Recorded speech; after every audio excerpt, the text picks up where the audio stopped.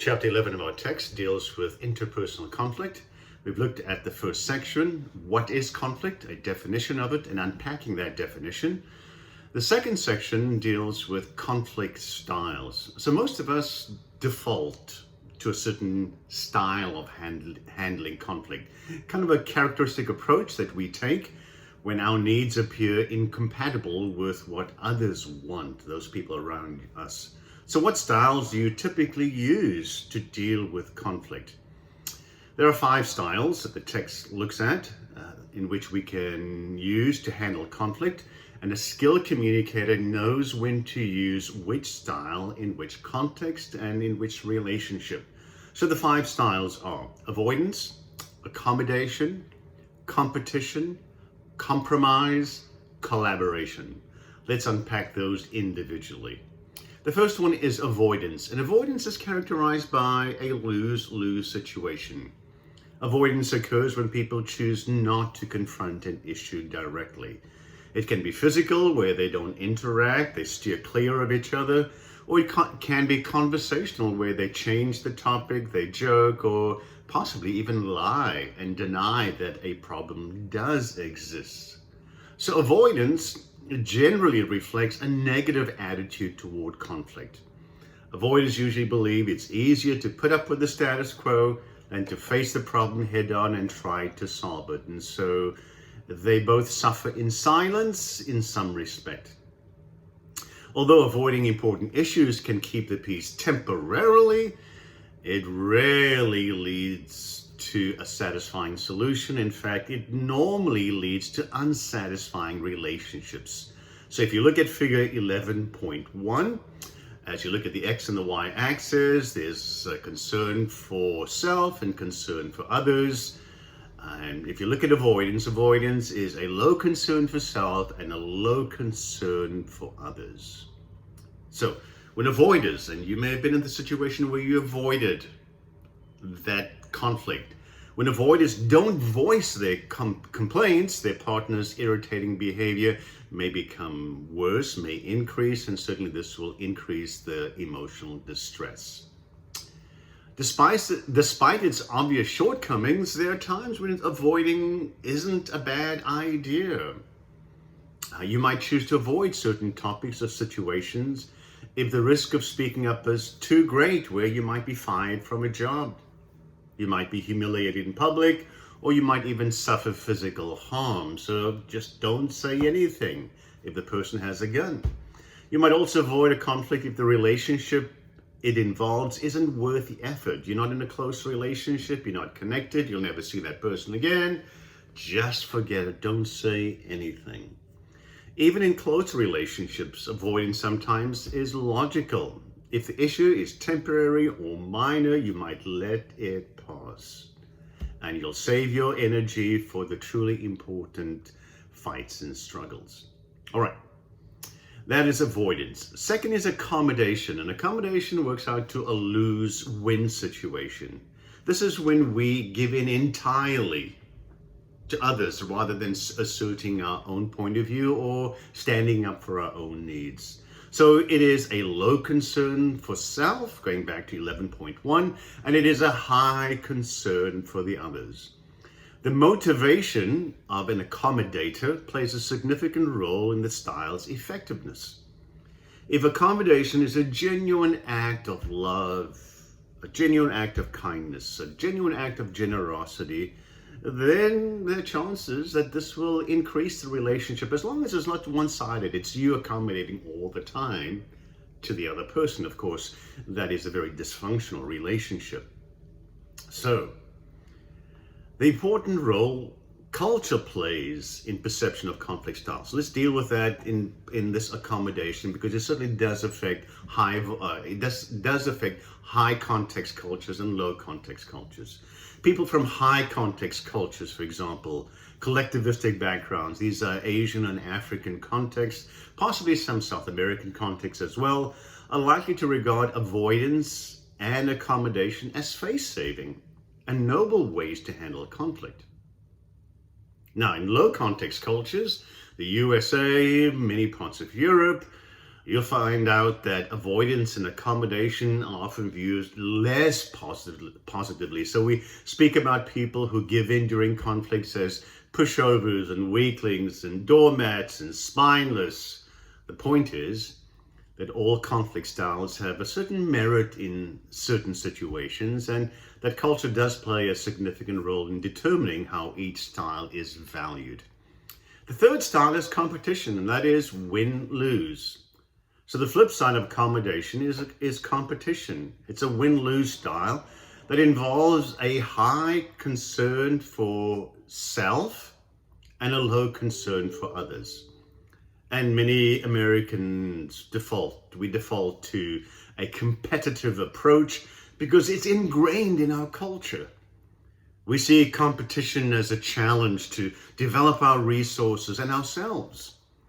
Just as competition can develop an economy, it can sometimes develop a relationship. So one study found that people in dating relationships, for example, use competition to enrich their interactions. So they found satisfaction in competing, in play, in achievement.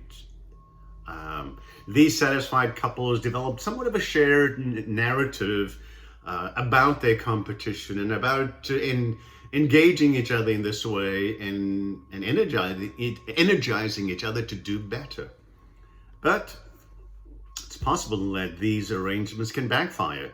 If one partner becomes a gloating winner and the other one becomes a sore loser.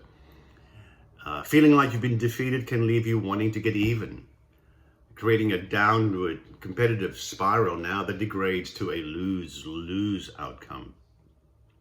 The dark side of competition is that it often breeds aggression and various types of aggression. So the first one is passive aggression, when a communicator expresses dissatisfaction in a disguised manner. And you've done this, I'm sure. Passive aggression can take the form of crazy making, tactics designed to punish another person without direct confrontation. So there are a number of crazy making ways to deal with conflict. One is through inducing guilt. Another crazy maker is when someone agrees with you to your face, but has a different agenda behind your back. Some passive aggression is nonverbal, rolling the eyes, pained expression, or a disdainful laugh. Sarcasm can get a message across. Direct aggression, on the other hand, is attacking the position and dignity of the other person. There are a variety of types of behavior. You can attack their competence, their character, you can swear at them, you can tease them, you can ridicule them. Non-verbal, give them the finger, you can threaten them. It's worth pointing out that a win-lose conflict style can have a high relational cost, especially when the loser is a close friend or a loved one. So you might be victorious, but it might be a hollow victory if the other person is glum, hurt, or angry about the conflict's outcome. Compromise gives both people at least some of what they want, although both sacrifice part of their goals. So although a compromise may seem better than losing everything, this approach hardly seems to deserve the positive image it often has. Although compromise may be the best obtainable result in some conflicts, partners in a dispute can often work together to find a better solution. Some compromises do leave everyone satisfied, on the other hand. So as long as everyone is at least somewhat satisfied with an outcome, compromise can be an effective way to resolve conflicts. The best way, depending on the situation, is, of course, collaboration. This is where we seek a win-win solution to the conflict. It involves a high degree of concern for self and others. And it's not my way or your way, but it really is our way. So in win-win problem solving, the goal is to find a solution that satisfies the needs of everyone involved. Not only do the partners avoid trying to succeed at each other's expense, but there's also a belief that working together can provide a solution in which all reach their goals without needing to sacrifice anything, without the need to compromise. So when people want to win, to achieve a win-win resolution to an argument, they're most likely willing to listen and show a certain amount of empathy to their partners. Look at the examples in the text of how collaboration can lead to win-win outcomes. The thing about this is that such cooperative problem solving, collaboration is all too rare. When people are faced with conflict, they often resort to avoiding, accommodating, competing, and they wind up handling the issue in a manner that results either in a win-lose or a lose-lose outcome. Of course, a win-win approach is not always possible, and sometimes it's even not appropriate. Collaborative problem solving can be quite time-consuming, and some conflict decisions need to be made very quickly, so time is of the essence. There certainly will be times when compromising is the most sensible approach. You'll even encounter times when pushing for your own solution is reasonable and right. Even more surprising, you'll discover that there are times when it makes sense to willingly accept the loser's role. So which style do you use when? Again, although collaborative problem solving may seem the most attractive, we can certainly oversimplify when we imagine that there's always a single best way to respond to conflicts. Generally speaking, win-win approaches are preferable to lose-lose situations. All right, so several factors govern which style to use, including the situation, the other person, and your goals. Be sure to look at table 11.1. It's a little bit more in depth, in detail. So let's look at those. The situation. When someone clearly has more power than you, then accommodate. If it's your boss and they tell you do it now, you do it. The other person, although win-win is a fine ideal, sometimes the other person isn't interested in collaborating or good at collaborating. In this case, your effort to collaborate may have a low chance of success. Your goals.